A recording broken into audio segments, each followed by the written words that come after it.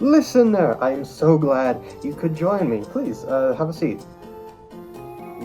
Okay, stand if you wish.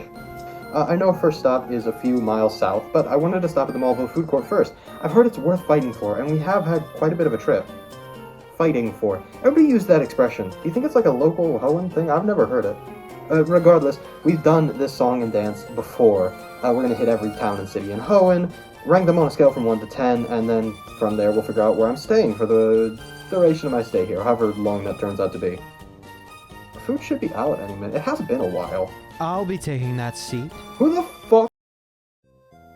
The people of Littleroot Town are kind and welcoming. The only real landmark in Littleroot Town is Professor Birch's Pokemon Lab. A specialist in outdoors research, he's sure to be a more common sight than other researchers cooped up in their labs. Though work is not abundant here, it seems a fine enough place to settle in and retire. Aside from that, there's not much to say. Without a Pokemon Center or Mart, its score is lowered some, but with Oldale Town just nearby, it can't suffer that much. Perhaps on par with its Johtonian counterpart, a solid 7 out of 10. Just a jaunt down Route 101 brings us to Oldale Town, where things start off scarce. If that's not a ringing endorsement. Oldale Town is not dissimilar to Littleroot, very little to do, friendly people, though it is elevated by the presence of a Pokemon Center and Pokemart. It's also very slightly closer to major points of call for Hoenn, but it's not significant enough to improve its score. Not exceptional, but just a touch better than Littleroot Town, call it an 8 out of 10. Petalburg City is just beyond Route 102, and it is even a step up from Oldale Town. Norman, who just came from Johto like us, is a devoted trainer with a strong connection to the community, happy to guide young trainers and even lend his own Pokemon to get them started on their journeys. No slouch in battle either. It's no wonder trouble avoided Petalburg in the lead up to the very recent Primal Awakening disaster. The villains responsible only dared to set foot in Petalburg City in desperation following their sound defeat. With all things considered, I don't believe Petalburg City to be completely flawless. The nearby Petalburg Woods may be dangerous for young trainers, with its abundance of shroomish all too prepared to fling paralysis and poison, so families might want to stay clear. All said and done, an easy 9 out of 10.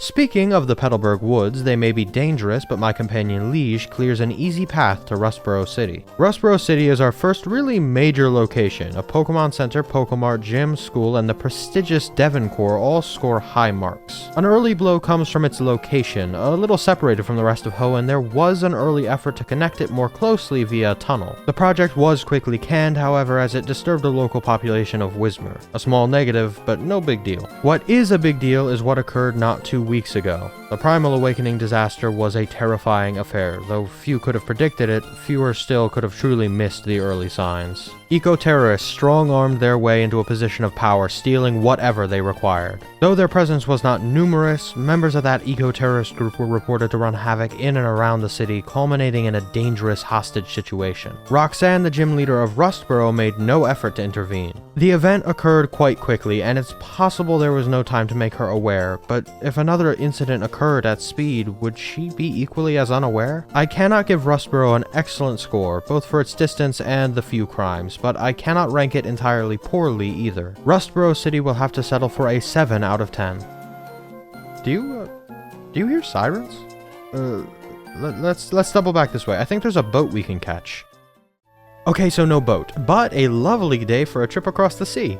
Sit tight, my Sharpedo the Admiral will have us there in no time. We have to come back this way regardless, there's another stop to make. Dewford Town is a small, island-based community set up on the beach here. A bit sandy for my liking, but this really is a beautiful spot, with a Pokemon Center and gym, but no Pokemart. Nearby, the Granite Cave makes for a tempting adventure close to home while being popular enough on its top levels to be safe for the young'uns. Its distance does pose some challenge, but if you're coming to live out here, distance may be just what you're looking for. The lack of Pokemart does affect the score pretty badly, being so far out of the way with no place to shop. Call it a 6 out of 10. Nothing like a trip across the sea. No, I didn't bring dry clothes. Slateport is our next stop, and man, what a city. A Pokemon Center and Pokemart can both be checked off our list. Additionally, a bustling market, contest hall, thriving harbor, and notable museum are all extra points up. If only those last two didn't lead to more points down. The museum first, then the harbor were struck by the same eco-terrorists that have plagued our every consideration in Hoenn. Though their fit at the museum was thwarted, their attack at the harbor was far more grievous. With apparent ease, they stole the vessel Submarine Explorer 1 in the midst of its unveiling. I don't think I have to explain the severe lapse in security that would have to occur for such a thing to be possible. If it weren't for them announcing their own theft over the loudspeaker, they may have been long gone by the time anyone noticed. The lack of security in Slateport is extremely alarming, though there may be much to do. It's an apparent risk to safety. I can't, in good faith, rank Slateport any higher than a 3 out of 10. A quick trip up Cycling Road brings us to Mauville City. Easily the largest city in Hoenn, Mauville of course has a Pokemon Center and Pokemart, and the reliable gym leader Watson was personally responsible for the renovation of the city. Though the Game Corner has closed down in recent years, there's no small number of things to do. A number of interesting shops and battling facilities. My partner Ado particularly enjoyed those. Even the Mauville food court has no shortage of excitement. But don't fear for tourists. The second floor, known as Mauville Hills, can only be accessed by residents. Or less than scrupulous trainers that know how to break a security system, but we don't have to talk about that. In the heart of Hoenn, Mauville has direct access to several interesting cities, good security, lots to do. There are a few vacant units here, so if you can get a deal to rent one, this is an excellent place to live. But there's only units. Even Watson, who was responsible for the town's major renovation, lives in an apartment. If you wanted to settle down somewhere, this isn't quite the place to do it. Mauville comes close, but only achieves a 9 out of 10. Right away, Fallarbor town is a huge distance from anywhere else in the region. With Meteor Falls to the west and the soot-filled Route 113 to the east, you're not getting anywhere else in Hoenn easily. It has a Pokemon Center and Pokemart, as well as a contest hall, meaning there's something to do, but no Pokemon gym. Something to do is cold comfort for Professor Cosmo, victim of a recent kidnapping. Without a powerful trainer available, he may have been in serious trouble. Fortunately, by sheer luck, a passerby intervened. Route 113 poses its own problems. Though the volcanic soil is rich for farming, volcanic ash is extremely hazardous. At least Meteor Falls proves for some interesting caving, but it sure doesn't make getting to Rustboro easy. I don't think Fallarbor is a really terrible place to live, perhaps a bit dangerous, but its location is just awful. 4 out of 10. Do you hear? Oh, were they following us? I'm not sure. I'm not sure they were here for us. They're not following. Listener, sorry for the scare. False alarm. Let's just head down this way. A fortuitous turn of luck. Our next destination is right here in Lava Ridge Town. Lava Ridge Town is a little bit difficult to reach. You have to take the cable car and come down Jagged Pass, or have a Pokemon capable of flight like Nav here. Route 112, unfortunately, is a one-way path. Aside from that, however, Lava Ridge Town is exceptional. Nestled amongst the rocks, it still manages to sport a Pokemon Center, Pokemart, and gym. Flannery, though young and inexperienced as a leader, is a determined and passionate battler, surely a boon to the town. Additionally, some wonderful free hot springs and a remedial herb shop, making Lava Ridge an excellent place to rest and recover. A calm, lovely place to relax, but a little difficult to visit other places. A 9 out of 10, we'll call it. Very, very nice, but not quite perfect. Verdanturf town is a lot like Lava Ridge, a small, lovely place to relax. The air here is noted to be particularly clean. Unfortunately, it's also particularly boring. A Pokemon Center, Pokemart, and contest hall, but no gym. Sure, you can catch contests at the hall, but beyond that, there's not a ton to do. However, Mauville City is right nearby, perfect for a day on the town. Aside from that, there's not really much to say. Verdanturf is quiet, lovely, and fresh. If you are picking somewhere to live, I think it's hard to do better than Verdanturf. 10 out of 10.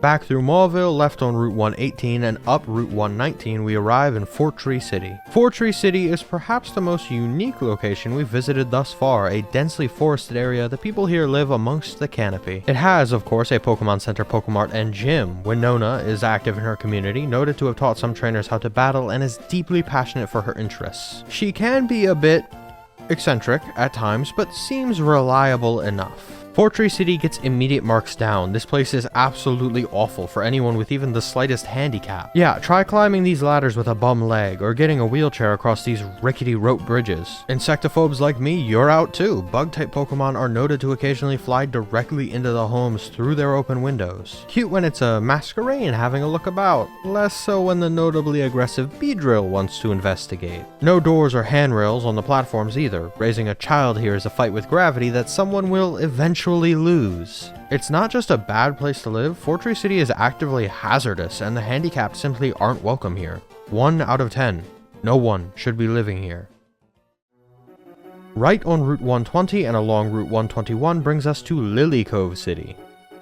Lilycove City is not much better. A Pokemon Center and Contest Hall are nice, a full department store and museum are good bonuses. Then there's the lack of a gym, and the fact a noted terrorist organization had its base just outside. It wasn't even particularly a secret base. Perhaps people outside the city were unaware, but they trained Pokemon in the harbor and harassed the people living here. Law enforcement was powerless to do a single thing about the criminals actively running roughshod over the people of Lilycove. You can technically live here. It's extremely risky, but not an immediate health risk like Fortree now that the organization has been ousted. 2 out of 10. You could do so much better than Lilycove.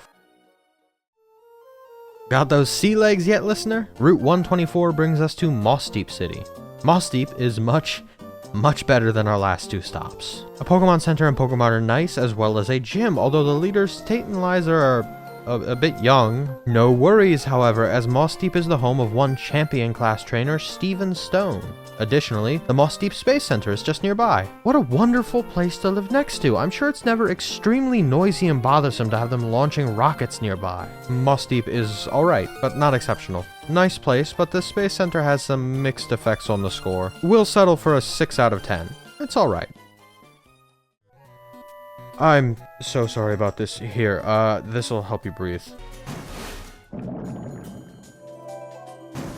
Well, as unpleasant as it is to be soaked, we're here in Sootopolis City. Let's get the immediate out of the way. Pokemon Center, Pokemart, Gym. Now let's go back on that, because unless you have a Pokemon that can cross the water, either the Center or Mart is out of reach, and you can forget about the gym. But worse than that, unless that partner also knows Dive, or you have someone like Nav, you simply cannot access Sootopolis City. You can't enter or leave. Despite my reservations about the requirements, Sootopolis isn't the worst. Firstly, it's absolutely gorgeous, noted to have an impeccable view of the night sky, and this unique environment is beautiful to look at. The Cave of Origin is a fascinating piece of history, but residents are annoyingly not permitted entry. I mean, I get it, but I want to look around. I can't really rank Sootopolis well, but aside from the requirements for living here, it is a nice place. 5 out of 10. Let's see, there's supposed to be a city here. It's on the map. Grande City, right? Let's try up here. Admiral? What? What is this? It isn't even a city. It's one Pokemon Center. You can't live here. Disqualified. Waste of time. Bear with the surfing one more time. Our last destination is just up here. Pacifidlog Town. Pacifidlog Town?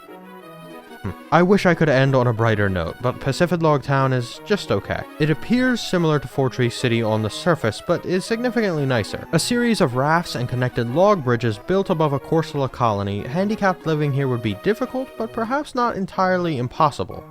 Certainly not advisable, however. Pacifidlog is a quiet place, a Pokemon Center, but no mart or gym. Everyone who lives here fishes or dives as part of the lifestyle, either to make a living or just to pass the time. Pacifidlog is fine. For some people, perhaps even a paradise, but not quite the ideal. We'll call it a 7 out of 10. If you want to live here, you've really got to commit. And that is that, but what's the final verdict? Before we begin, Evergrande gets a complimentary go fuck yourself and a disqualification. Now, bottom of the list with a 1 out of 10 is of course Fortree, where everyday living is a risk. Closely above that is Lilycove with a 2. We aren't a criminal den anymore isn't a great slogan. 3 out of 10 brings us Slateport. Criminals might not have lived here, but they sure ran rampant. 4 out of 10 and it's Fallarbor, a fine but boring place to live if it wasn't sandwiched between endless volcanic soot and a massive cave system. 5 brings us middle of the road Sootopolis. Similar to Fallarbor, it's a bad location, but at least it has the decency to be pretty. 6 out of 10 and it's tied between Mossdeep and Dewford. Pretty okay if you can stand Mossdeep's Space Center and Dewford's lack of Pokemart. 7 is another tie, 3 ways between Littleroot, Rustboro, and Pacifidlog. Fine places to live, but each with their own flaws. 8 out of 10 belongs solely to Oldale. Not much to say for it, but not much against it either. 9 is another three-way tie between Petalburg, Mauville, and Lava Ridge. These three couldn't be more dissimilar, yet they all come just shy of greatness. And of course, 10 out of 10 is our winner Verdanturf. Quiet, clean, comfortable, but close enough to Mauville that you could enjoy a nice day out. It looks like Verdanturf is my next residence for however long it lasts. Thanks again for coming with, listener, and sorry for getting you wet.